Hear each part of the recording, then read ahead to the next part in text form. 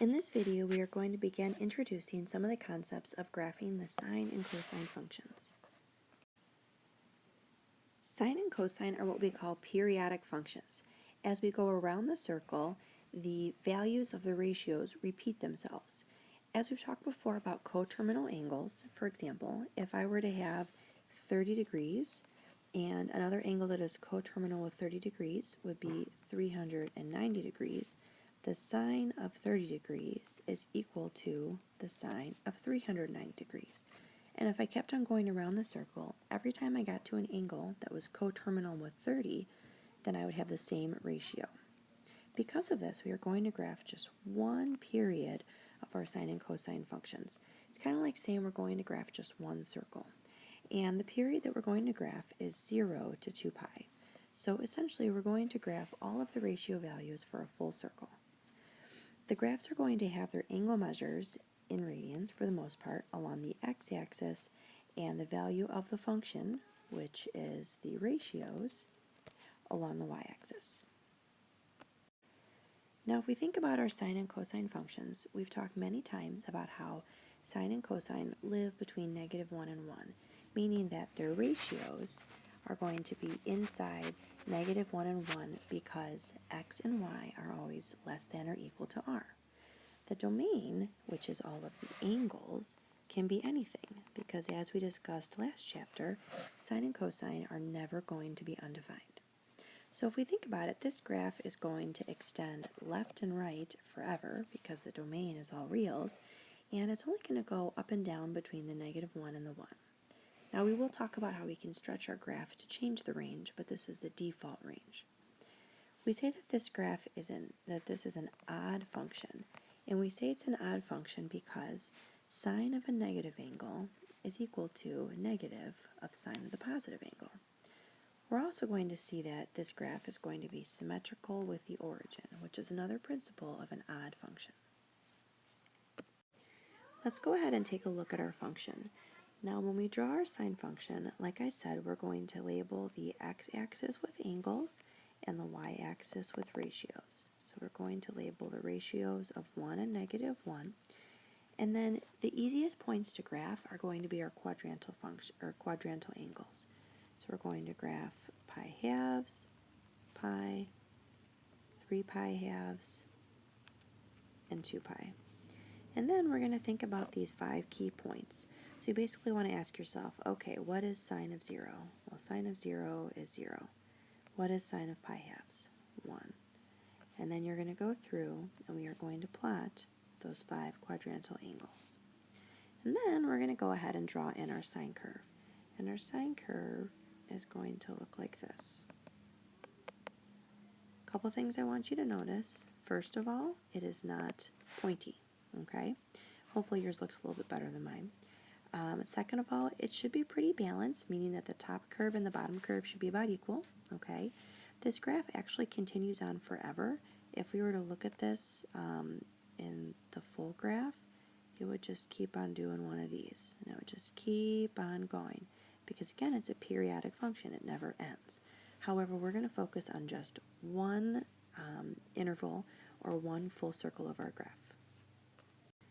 When we look at the graph in the full version, like I have down here, it's a little bit easier to see how this graph is symmetrical with respect to the origin. Cosine, on the other hand, is an even function, and as we learned back in Algebra 2, even functions are going to be symmetrical with the y-axis, meaning that if I plug a negative x value in for cosine, the value of the cosine does not change. Just like with sine, our domain is still all reals. We can still have any angle that we want, and the range is still going to be -1 to 1. Now, if we go ahead and draw our cosine graph, just like how we did with sine, we're going to have 1 and -1 on the y-axis, and we will label those key points. Now, when you do your graph, you want to make sure that you label all of these tick marks for the scale, and that's really important because the scale is not always going to be pi halves pi, 3 pi halves, and 2 pi. Alright, now with cosine, cosine of 0 is equal to 1, sine of pi halves is 0, -1, 0, and 1, And then now, again, this graph is not going to look like a V. It's going to be a little curvy to it.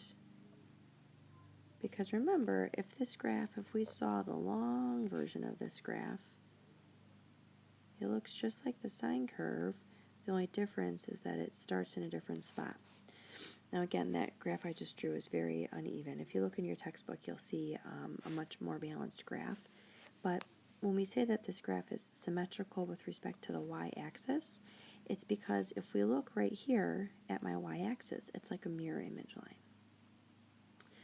All right, now that we've taken a look at the basic graphs, let's take a look at how we can actually change those graphs. All right, so now let's talk about this concept called amplitude. Amplitude is going to be the height of your graph. And notice that I have absolute value bars around the a value. That's because if the a value happens to be negative, it just means that my graph is flipped over. It's still just as tall, it just happens to be upside down. We're going to think of this like a y multiplier. You might remember back from Algebra 2 when we would graph things like parabolas. If we had a number in front of the parabola, it just made it a steeper u. And if we had a negative number in front of the parabola, it made the u turn upside down. Well, we're going to have a similar concept with the multiplier in front of the cosine or sine function with our trig graphs. So instead of having the range be from -1 to 1, it now goes from -a to a. And whenever we write our range, we're always going to put the smaller number and then the larger number. And then we're going to use brackets on these because just like how we can equal -1 and 1, we can also equal the -a and a value. Okay, so now when I go and I want to graph this function, I want to ask myself, okay, well, which graph is it? First of all, I'm graphing a sine curve, and my a value is 2.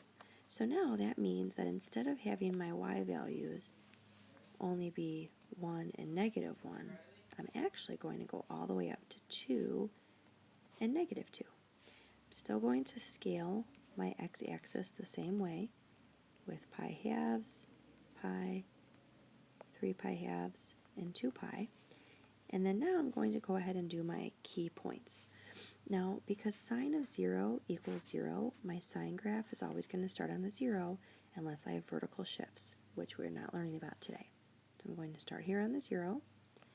And then the next point, the pi halves, which used to be at a 1, is now actually at my 2. And then I'm back at 0, down at -2, back at 0. You can kind of think of it like the sine pattern for our points is 0, 1, 0, -1, 0. And you take that pattern and you multiply it by the a value.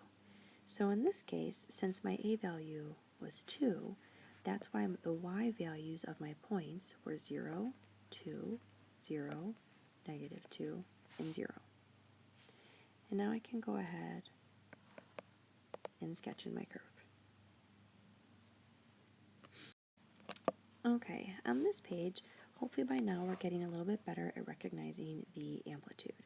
For my cosine graph, my cosine pattern is going to be a 1, is basically going to be a times 1, 0, -1, 0, 1. And my sine pattern is a times 0, 1, 0, -1, 0. Now if you're looking at these numbers thinking, whoa, how in the world did you get those? Those are basically the quadrantal values. Remember, our quadrantal values are when my angle is 0, pi halves, pi, 3 pi halves, and 2 pi. Okay? So for graph A, my range is going to be from -3 to 3, because my a value is 3. For graph B, my range is going to be -1 to 1. Alright, pause the video, try graphing both of these, and see how you did. Okay, as you can see looking at example A, my amplitude is 3, so my graph has a vertical stretch of 3. So I start at 3, then 0, -3, 0, and 3. With my sine curve, my a value is -1. My amplitude is still equal to 1, and that's important to recognize. Even though my A value is -1, amplitude is the opposite value of A. So amplitude is always positive. And that makes my graph flip over. The other thing that we're going to talk about in today's lesson is how to change the period of the graph. Now, a typical period or length of time in angles for a graph is 2 pi. So changing the period is basically like changing an x multiplier, or it's horizontally stretching or shrinking the graph. And the value will be inside the function multiplied with the variable. The way that we are going to find the length of the period for the graph is we're going to do 2 pi and divide it by b. Once we find how many angles, or the span of angles it's going to take for the whole graph to finish through, we're going to divide that by 4. And the reason we divide by 4 is because we have 4 tick marks that make the scale for my graph. Okay, so if I look at this problem right here, I have y equals cosine of 2x. So first of all, there's no multiplier in front of my function. Therefore, my a value is still 1, and there's no vertical stretch. The b value is the number that's in front of the x. So in this graph, b is equal to 2.